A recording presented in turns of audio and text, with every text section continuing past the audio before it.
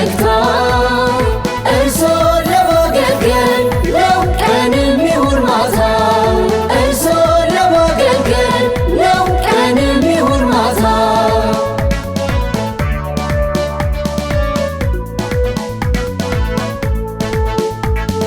በአግባቡ አቀናጅቶ ሰብስቦ አደራጅቶ ለአገልጋይ ተገልጋይ በፍጥነት አግባብቶ ዘመኑን በዋጀ ዲጂታል መዋቅር የመበልጸግ ውጥን ይጓዛል እስከ ዳር ይጓዛል እስከ ዳር ሙስናን አጋላጭ ብልሹ አሰራሮች በዲጂታል ዘመን ሊሆኑ ተረቶች በአንድ ማዕከል ቋት በመሶብ ሰብስበን መተኪያ የሌለው ጊዜ እናተርፋለን መተኪያ የሌለው ጊዜ እናተርፋለን በቀደመው ባህል በአንድ በመሰባሰብ ዛሬም በአጭር ታጥቀን ያውም በአዲስ መሶብ ፈጣን ቴክኖሎጂ በማዕዱ ዙሪያ የነገዋን አዲስ መለከት ማብሰሪያ መለከት ማብሰሪያ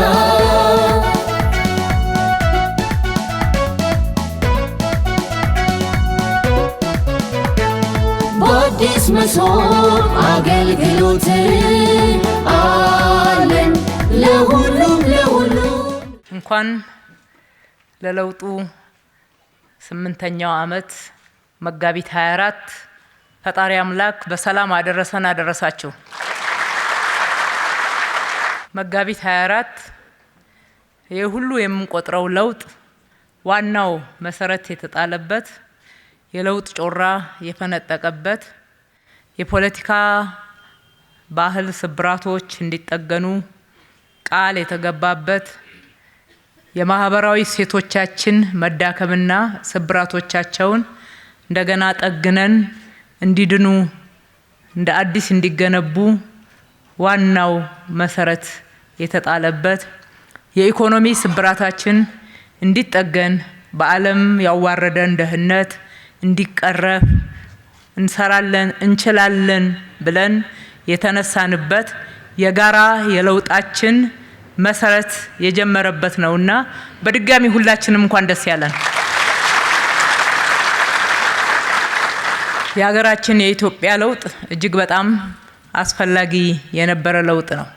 ህዝቦች ኢፍትሃዊነትን ተቃውመው ፍትሃዊነት ይንገስ፣ እኩልነት፣ በጋራ መስራት፣ ተቋማት መገንባት፣ ለህዝብ ክብር፣ ተገቢ አገልግሎት መስጠት፣ የኢኮኖሚያዊ ተጠቃሚነት የሀገራችን ደግሞ ክብር ከፍ እንዲል በጋራ ጥያቄ ያቀረቡበት ለውጡ የሁሉም ከሁሉም ለሁሉም የሆነ ለውጥ ነው። በዚህ ለውጥ ያገኘናቸው ትሩፋቶች አሁን በአንድ መድረክ ከምንቆጥራቸው በላይ ነው። በእርግጥ የህዝቡ የዕለት ዕለት ህይወት ምንድነው የመጣው ለውጥ የሚለውን አፍ አውጥቶ ይመሰክራል። ከዚህ አንፃር ደግሞ ከየትኛውም አካባቢ በላይ አዲስ አበባ ምስክር ናት፣ ማሳያ ናት። የኢትዮጵያን ብልጽግና አይቀሬነት ከተማችን አዲስ አበባ አፍ አውጥታ ትናገራለች። ያዩዋት ሁሉ ይሄንን እውነት ይመሰክራሉ። በአዲስ አበባ ውስጥ ደግሞ ለጉለሌ ትንሳኤ ሆኗል። እንኳን ደስ ያላችሁ። በፖለቲካ ባህል እንኳን ብንወስድ በኢትዮጵያ ወንድማማች እርስ በርስ መገዳደል ይብቃ፣ የፖለቲካ ባህላችን ይዘመን፣ እንሰልጥን፣ በምክክር ይሁን በህዝባዊ ውሳኔ ይሁን ማንኛውም አይነት የፖለቲካ ጥያቄ በሰለጠነ መንገድ ቁጭ ብለን ተነጋግረን ኢትዮጵያውያን ተደማምጠን መወሰን እንችላለን። መገዳደል እጅግ በጣም ኋላ ቀር የፖለቲካ ባህል ነው። ዓለም ሲዘምን አብረን መዘመን አለብን። እንለወጥ። የባለፈውን ቁርሾ በይቅርታ በፍቅር በምረት እንሻገር። ለወደፊት ደግሞ ሁላችንም በጋራ ሆነን በጋራ ተመካክረን በጋራ የወሰነውን እየፈጸምን እየተገበርን አገራችንን እንገንባ። በዋናነት ወደ ኋላ ያስቀረን ይህንን ባህል አለመገንባታችን ነው። አንዱ ሲሰራ ከኋላ የመጣው ሲያፈርስ፣ ሌላው ደግሞ እንደገና ሲጀምር ሀገራችን ወደ ኋላ ቀርታለች። ኋላ ቀርነት መጠቀሻ ስማችን ሆኗል። ከዚህ እንላቀቅ የሚለው ዋናው በኢትዮጵያ ፓርላማ ቃል የተገባበት የዛሬ 8 ዓመት መጋቢት 24 ነው። ያኔ ስንሰማው እውነት ዛሬ ላይ በዚህ መልክ ምንደርስ አይመስልም ነበር። አንዳንዶች የህልም ቅዠት መስሏቸዋል። ነገር ግን አዲስ የፖለቲካ ባህል ቢሆንም ብዙ ዋጋ ቢያስከፍለንም በብዙ ውጣ ውረዶች ውስጥ እንድናልፍ ቢያደርገንም ያ መሰረት እየተገነባ ነው።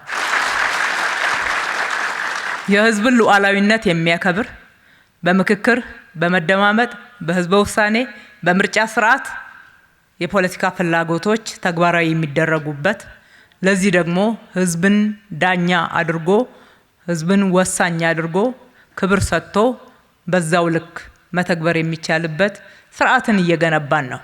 ጅማሬያችን ቅርብ ቢሆንም የደረስንበት ግን ቀላል ለውጥ አይደለም።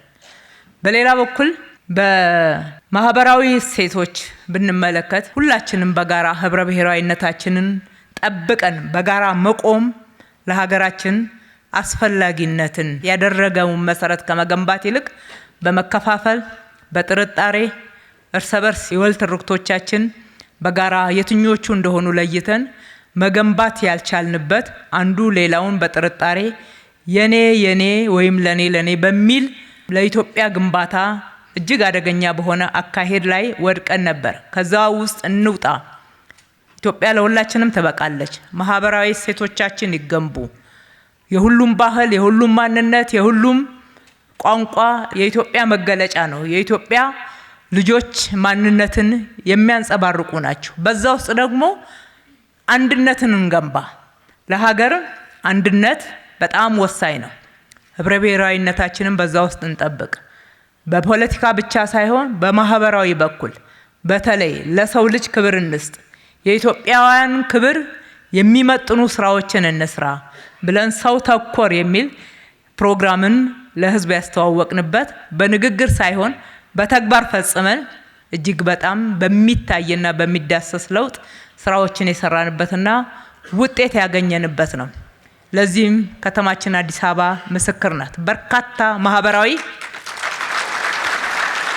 በርካታ የማህበራዊ ስብራቶች ተጠግነዋል። ከተማችን ላይ መጸዳጃ ቤት አጥተው የመጸዳጃ ቤት ፍሳሾች በላያቸው ላይ የሚያልፉ አገርን ያገለገሉ የአገር ባለውለታዎች፣ እናቶች፣ አባቶች ዛሬ በክብር ንጹህ ቤት ያገኙበትና የኖሩ ያሉበትን በ50 ሺዎች መቁጠር ችለናል። ይሄ ብቻ አይደለም። አገርን አገልግለው አቅማቸው ሲደክም፣ ጉልበታቸው ሲደክም ወይም ለተለያዩ ማህበራዊ ችግሮች ሲጋለጡ የዕለት ጉርስ እንኳን የሚያርባቸው የነበሩ ወገኖቻችን ክብር ይገባቸዋል። ክብር ያለው አኗኗር በክብር ደግሞ ከሀገራዊ ሀብት ክፍፍል በሚገባ ሊደርሳቸው ይገባል በሚል በርካቶችን በክብር እንዲኖሩ ማድረግ የቻልንበት፣ የአዲስ አበባ ህፃናት ባዶ ሳህን መሸከም ታሪክ ለሚሰሙት ከሩቅ እጅግ በጣም ቀላል ነገር አድርገው ያውታል። የአዲስ አበባ እናቶች ግን ይሄንን አይሉ። የአዲስ አበባ ነዋሪዎች ይሄንን አይሉ። ዛሬ ያልገነባነው ትውልድ የትውልድ ስብራት እንዴት አድርጎ ነገ ሀገርን እንዲጠግን መልካም ፍሬን እንዲሰጠን እንጠብቃለን። ስለዚህ የአዲስ አበባ ተማሪዎች ህፃናት እኩል በልተው እኩል ለብሰው ተመሳሳይ ደብተርና እስክሪብቶ አግኝተው በክብር ደስ እያላቸው እንዲማሩ የእናቶች ሸክምና የወላጆች ሸክም ብቻ እንዲቃለል ብቻ ሳይሆን የእኩልነት ስሜት እንዲገነባ በአእምሮም በአካልም የበቁ እንዲሆኑ ሀገራቸውን እንዲወዱ ነገ ከኛ በተሻለ ኢትዮጵያን እንዲገነቧት ሀገራቸው የሚያፍሩባት ሳትሆን የሚኮሩባት ሆና በፍቅር እንዲያድጉባት ቦርቀው እንዲያድጉባት ማድረግ የተቻለ ትልቅ የማህበራዊ ስብራት ጥገና ወይም ደግሞ አዳዲስ መሰረቶች የሰራንበት ጅማሮ መጋቢት 24 ነው። ከዚህም ባሻገር ዓለም ላይ ያዋረደን ድህነት ነው። በብዙ መንገድ ኢትዮጵያውያኖች ጀግኖች ነን። ሀገራችን ስትወረር ጀግኖች አንድ ላይ እንደ ንብ፣ ያኔ ክፍፍል የለም፣ በጋራ ነው የምንቆመው። በማግስቱ ግን እንዴት አድርገን የበለጠ ጥንካሬያችንን መሬት እናስይዝ የሚል የኢኮኖሚ ግንባታ ላይ በርካታ እጥረቶች፣ ስንፍናዎች፣ አላዋቂነቶች ነበሩብን። በጀግንነት በጦር ሜዳ አሸንፈን በእጅ አዙር በፖሊሲ በእርዳታ ስንገዛ ኖረናል። ይሄ ገመናችን ነው፣ የማንክደው ገመናችን። ይሄ አሳፋሪ ነው። ኢትዮጵያን የጀግኖቹን ሀገር አይመጥንም በሚል የዛሬ 8 ዓመት የተጀመረው በሀገር በቀል ኢኮኖሚ ሪፎርም ኢትዮጵያ የራሷን ሀብት አይኗን ገልጣ እንድትመለከት እንደገና መስራት፣ ልጆቿን ክንዳቸውን አጠናክረው በጋራ በሁሉም ቦታ ላይ ያሉ ሀብቶቻችንን ተመልክተን እሴት ጨምረን ወደ ሀብትነት ለውጠን በሰፊው መስራት የጀመርንበት ዛሬ በአፍሪካ ትልቅ ኢኮኖሚን ከገነቡ ሀገራት ተርታ ውስጥ መግባት የቻልንበት የዚህ የለውጥ መሰረት ነው። የዛሬ 8 ዓመት ደሞዝ ለመክፈል ችግር የነበርንበት ሁኔታ ነው፣ አይረሳም። ዛሬ ላይ ግን በአንድ ዓመት እንኳን አምና ሰራተኞቻችን 2 ጊዜ የደሞዝ ጭማሬ፣ ሌሎችም ጥቅማ ጥቅሞች በቂ ነው ከዘመኑ ጋር ባይባል እንኳን ማድረግ የቻልንበት ኢኮኖሚያችንም በአፍሪካ ከሚጠቀሱት ሀገራት ውስጥ አንዷ ኢትዮጵያ ሆና መጠቀስ የቻለችበትን የኢኮኖሚ ግንባታ ደረጃ ላይ መድረስ ችለናል። ያዋረደንን ድህነት እጅ አንሰጥም ብለን ኢትዮጵያውያኖች የተስማማንበትና 24/7 በመልፋት በራሳችን ላብ፣ በራሳችን ጥረት፣ በራሳችን ግረት ሀብት እየፈጠርን ኢትዮጵያን የማበልጸግ ዜጎቿ ምግብ የሚለምኑ ሳይሆን ከተረጂነት ተላቀው የሚረዱ መሆን እስከሚችሉ ድረስ እንዲያልሙ የማድረግ ትልቅ ኢኮኖሚ ግንባታ በሀገራችን ላይ ተጀምሯል፣ ፍሬም አፍርቷል። አዲስ አበባ ምስክር ናት። የከተማው ንጽህና፣ የከተማው የመሰረተ ልማት ግንባታ፣ አጠቃላይ የከተማዋ መዘመን ዓለም እየተነጋገረበት ያለበት ደረጃ የደረሰው 5 ሳንቲም የማንም እርዳታ አልመጣልንም። የራሳችንን ሀብት ትላንትና ከተማችን ውስጥ የነበረው በትክክል ያልተጠቀምንበት አሊያም ደግሞ አላግባብ ሲዘረፍ የነበረ ወደ ውጪ ሲወጣ የነበረውን ለሀገር፣ ለሕዝብ፣ ለሀገራችን ከተማ ግንባታ ስላዋል ነው። አንድም ነገር ሳይጎድል ሌሎች ፕሮጀክቶቻችንን እየሰራን ከተማችንን መልሰን ገንብተናል። ከሕዝቡ ኑሮ በብዙ መንገድ ጫናዎችን ማቃለል የቻልንበት ነው። በብዙ ፕሮጀክቶች መግለጽ ይቻላል ይሄንን። በአጠቃላይ የኢኮኖሚ ግንባታችንም በዚህ ልክ በፍጥነት እየሄደ ነው። የስራ ባህል እየተሻሻለ ነው። ሚሊዮኖች ስራ ይዘዋል። ከ2 ሚሊዮን በላይ በከተማችን ባለፉት 8 ዓመታት የስራ እድል መፍጠር ችለናል። በአጠቃላይ የለውጡ ትሩፋቶች ብዙ ናቸው።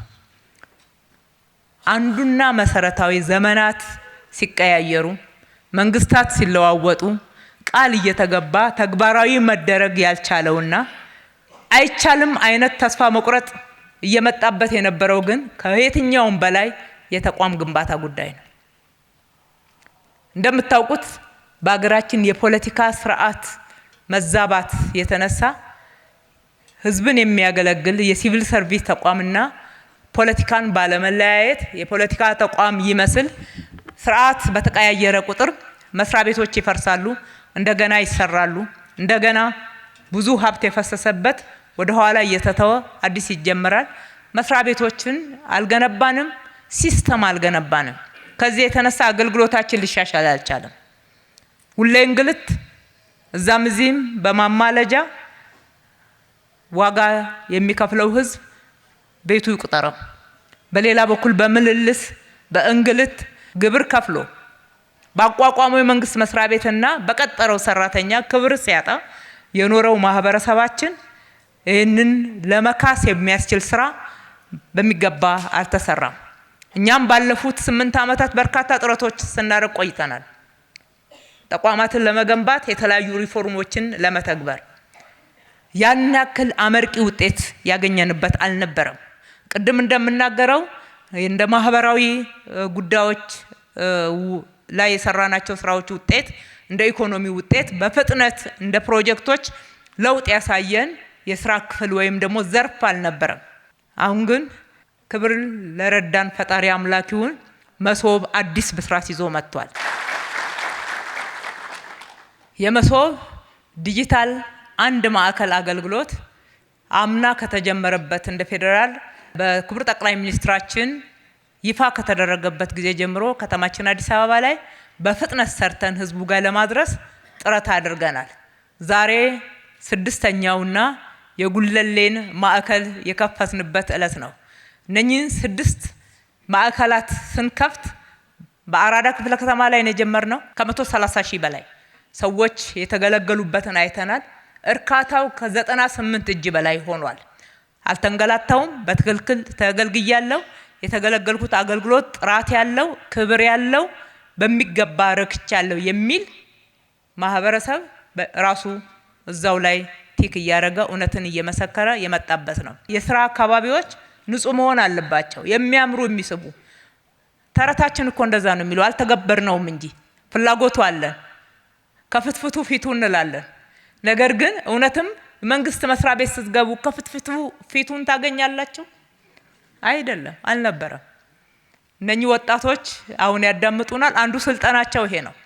መጀመሪያ ከየትኛውም አገልግሎት መስጠት በፊት እንኳን ደህና መጣልኝ ቤቱ ሆኖ እንዲሰማው፣ ተገልጋይ ሲመጣ የሄደው ወደ ቤቱ በክብር የሚገለገልበት ንጹህ አካባቢ፣ መልካም ጠረን ያለበት ለማገልገል ክብር የሚያገኝበት ስፍራ እንዲሆን የመንግስት መስሪያ ቤት የጀመርነው ስራ ፍሬ እያፈራ ነው።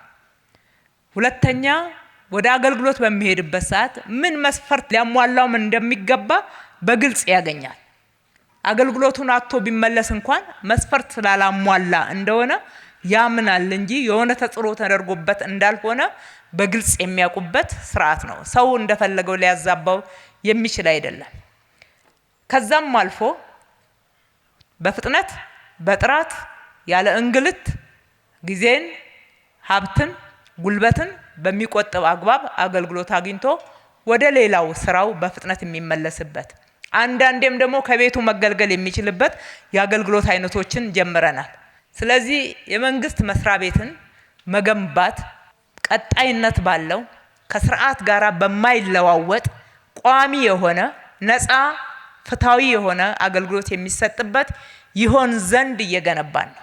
ከራሳችን ፓርቲ ባለፈ ለፖለቲካ ግብአት ያልሆነ ነገር ግን ከዛ ባለፈ ለሀገር ግንባታ፣ ለኢትዮጵያ እድገት፣ ለኢትዮጵያ ለውጥ፣ ይሄ ለውጥ ደግሞ ቀጣይነት ያለው እንዲሆንና የማይቋረጥ ቀጥሎ የሚመጣ ሌላ ስርዓት እንኳን ቢኖር እንደፈለገው የሚያፈርሰው እንዳይሆን ህዝብ የኔ ብሎ የሚከላከለው፣ የሚጠብቀው፣ የሚጠቀምበት ሀብቱ እንዲሆን አድርገን የመንግስት መስሪያ ቤቶችን እየገነባን ነው። ይሄ ትልቅ ጅማሮ ነው። አሁን አገልግሎትን ዲጂታላይዝ አድርገን ወደ መሶብ ዲጂታል አንድ ማዕከል ያስገባ ነው 50 እጁን ያክል ነው። ቀጥታ ህዝብ የሚገለገልበት ማለት ነው። 50 እጁ ደግሞ በተከታታይ ለሚቀጥሉት ጊዜያቶች እየተሰራበት ነው ያለው። ይገባል። ለሚቀጥለው በጀት ዓመት መጨረሻ ላይ ሁሉንም አይነት አገልግሎት በፍትሃዊነት፣ በጥራት፣ በፍጥነት የምታገኙበት የዲጂታል አገልግሎት በተሟላ ሁኔታ ከተማችን ላይ ተግባራዊ ይሆናል። ከተማችን ላይ ይህንን ስንሰራ ለከተማችን ነዋሪዎች ብቻ አይደለም። አዲስ አበባ የአፍሪካ ዋና ከተማ ናት። የዲፕሎማሲ ሴንተር ናት። በርካታ ዲፕሎማቶች የሚኖሩባት 3ኛዋ ዓለም አቀፍ የዲፕሎማሲ ማዕከል ተብላ የምትጠራ ከተማ ናት። ወደ ከተማችን ለቱሪዝም፣ ለኮንፈረንስ፣ ለተለያዩ ጉብኝት የሚመጡትና እዚህም የሚኖሩት ጭምር ዓለም አቀፍ ደረጃውን የጠበቀ አገልግሎት የሚያገኙበት ይሆን ዘንድ እየሰራን ነውና በድጋሚ እንኳን ደስ ያላችሁ።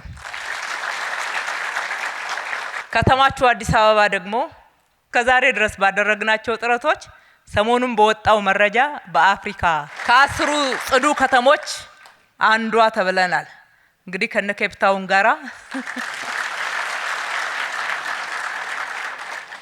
እንቀጥላለን። እኛ ገና ነው የምንለው፣ ገና ፊቱ ነው።